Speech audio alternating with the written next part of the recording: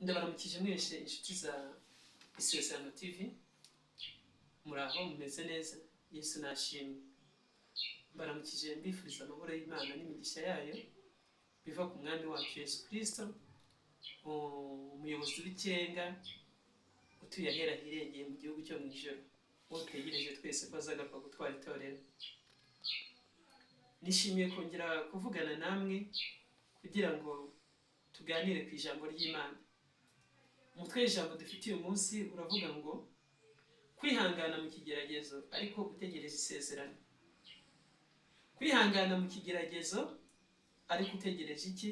Utegereje isezerano. Niwo umutwe w'ijambo tugiye kwigaho uyu munsi. Uwo muvugana ni Bishop Ineza Steven, guturuka mu itorero Pentecoste Christian Mission Church Tanzania, aho bita Mombasa, Dar es Salaam aho bita Mombasa. So ndumwe mu bayobozi b'iryo torero. Imana yo mu ijuru iduhana umugisha. Ndagira ngo mbabwire rero ijambo tugiye kwiga ku ijambo rivuga ngo guhagarara mu kigeragezo ariko utegereje isezerano. Yesu ashimwe cyane. Iyo uhagaze mu kigeragezo utegereza isezerano, nta bintu na bito bishobora kuguhungabanya uko byagenda kose. Iyo uhagaze mu kigeragezo utegereje isezerano, nta kintu na kimwe gishobora kukubuza amahoro ngo ubure kuryama, ubure gusinzira. Kuko niyo byabikomeye bite, ntabwo bishobora kukubuza umwanya wawe urimo cyangwa uhagaze mu cyo ugomba kugeramo uko byagenda kose.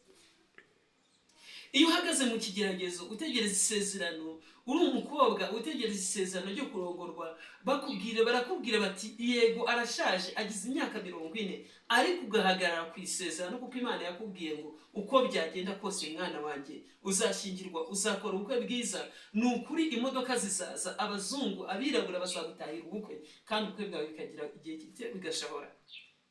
Iyo uhagaze mu isezerano, abantu barakubwira ngo ntabwo uzabyara, ariko igihe kikagera kuko wahagaze ku isezerano, kuko ufitanye isezerano n'Imana. Yarakubwiye ngo ntabwo uzapfura iki uko byagenda kose. Ugahagarara mu isezerano, igihe kiragera ukabyara.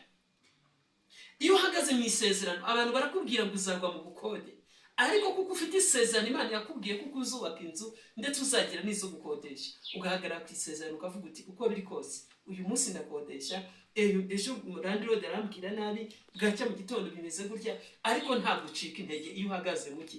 Iyo uhagaze mu isezerano. Ndagira ngo mbabwire ngo iyo uhagaze mu isezerano nta bintu biguhungabanya. Urabura ukihangana, urabwirirwa ukihangana, uragumirwa ukihangana, ubingumba ukihangana, ubura urubyaro ukihangana, bakuvuga amajambo ukihangana, baravuga ngo urapfuye ukihangana, kubera kuko wahagaze mu ki? Wahagaze mu kigeragezo ariko utegereje iki? Utegereza isezerano. Kuko inzira yose burya igira ahantu igarukira, ntabwo inzira igarukira ahantu hamwe. Ntabwo ushobora guhagarara ahantu hamwe ngo bari bo uzirikirwa. Ugomba guca imigozi kugira ngo winjire mu ki? Winjire mu masezerano nyayo. Rero ndagira ngo mbabwire ngo iyo uhagaze mu kigeragezo utegereza isezerano, nicyo kintu cya mbere cy'agaciro kiruta ibindi byose mu buzima bwawe. Yesaya 41:8, turahera kuri uwo murongo wa 8. Haravuga ngo ariko weho Israheli mugaragu wanjye, Yakobo natoranyije, rubyaro rwa Abrahamu inshuti yanjye, weho nahamagaye nkagukura ku mpera z'isi no mu mfuruka zayo, nkakubwira ngo uri umugaragu wanjye, naragutoranyije sinaguciye. Ntutinye kuko ndi kumwe nawe, ntukihebe kuko ndi Imana yawe, nzagukomeza, ni koko nzajya ngutabara, kandi nzajya nkuramiza ukuboko kwanjye kw'iburyo, ariko gukiranuka kwanjye. Noneho 13:12 hakavuga ngo dore abakurakariye bose bazakorwa n'isoni bamware, ngo abakugisha impaka uzabashaka ubabure, ngo abagutonganya ngo bazahinduka ubusa, ngo ndetse bazarimbuka. Abagutonganya wowe uhagaze mu kigeragezo utegereza isezerano, abagutonganya bazahinduka ubusa ndetse bazagera gute? Bazarimbuka. Kuko ngiye Uwiteka Imana yawe nzagufata ukuboko kw'iburyo nkubwire ngo witinya, ndagutabaye. Yesaya 41 uhereye ku murongo w'8 ukageza ku murongo wa 13 niho habivuga gutya. Yesaya yaratenze, Yakobo yagiye gutenda kwa sebukwe, ahakirwa umugore imyaka 7 arayirangiza, bamuhuta ari we, arongera hakwindi imyaka 7 babona kumuha umugore we. Uko biri kose nuko yari yizeye ko hari igihe azahagarara akinjira mu isezerano ryiwe. Yakobo yarahagaze mu isezerano, igihe kiragera avugana na sebukwe kuko azakomeza akamuragirira intama, ariko azajya byaza bakagabana. Nanone sebukwe yanga kugira gute, ashaka kumunyanganya. Kubera ko Yakobo yarahagaze mu isezerano, aravuga ati uko biri kose reka mbwire data bukwe kuko mpagaze mu isezerano. Aramubwira ngo intama zose zizajya zivuka zifite ibara zizaba izanjye, izizavuka zidafite amabara zizaba izawe. Yarahagaze mu isezerano. Iyo uhagaze mu isezerano nta kintu na kimwe gishobora kuguca intege.